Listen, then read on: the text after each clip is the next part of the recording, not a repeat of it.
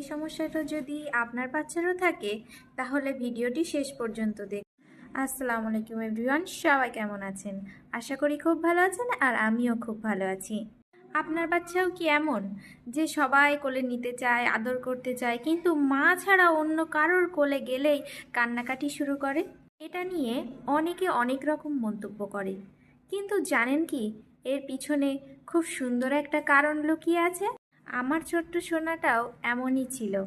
ছোট থেকেই আমরা কোথাও বেড়াতে গেলে বা বাড়িতে কোনো নতুন গেস্ট আসলে সবাই আদর করতে চাই, কিন্তু সে তখনই কান্নাকাটি শুরু করত।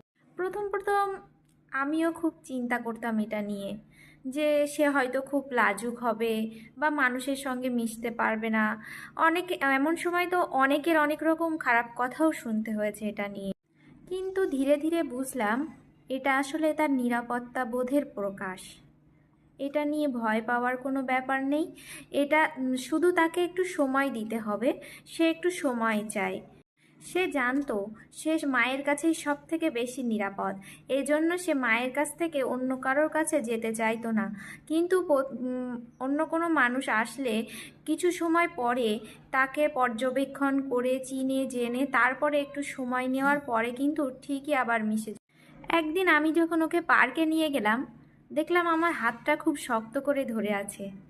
কিন্তু কিছুক্ষণ পরে সবাইকে খেলা করতে দেখে সে নিজেও যখন আমার হাতটা ছেড়ে সব বন্ধুদের সঙ্গে খেলতে শুরু করলো, ঠিক সেদিনই আমি বুঝলাম যে ওর শুধু একটু সময়ের প্রয়োজন। পৃথিবীর প্রত্যেকটা বাচ্চারই একটা নিজস্ব গতি আছে। তাই আপনার বাচ্চাও যদি এমন হয়ে থাকে তাহলে চিন্তা করবেন না, বকা দিবেন না, জোর করবেন না। তাকে সময় দিন, নিরাপত্তা দিন, ভালোবাসুন। আস্তে আস্তে ধীরে ধীরে নতুন মানুষের সঙ্গে পরিচয় করান।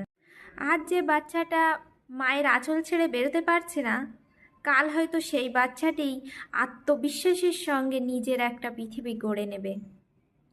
কারণ সাহস জন্মায় ভালোবাসা থেকে, নিরাপত্তা থেকে, চাপ থেকে নয়। আপনার বাচ্চাও যদি এমন হয়েছিল বা এমন হয়ে থাকে তাহলে অবশ্যই কমেন্টে আপনার অভিজ্ঞতাও শেয়ার করতে পারেন। আজ এই পর্যন্তই।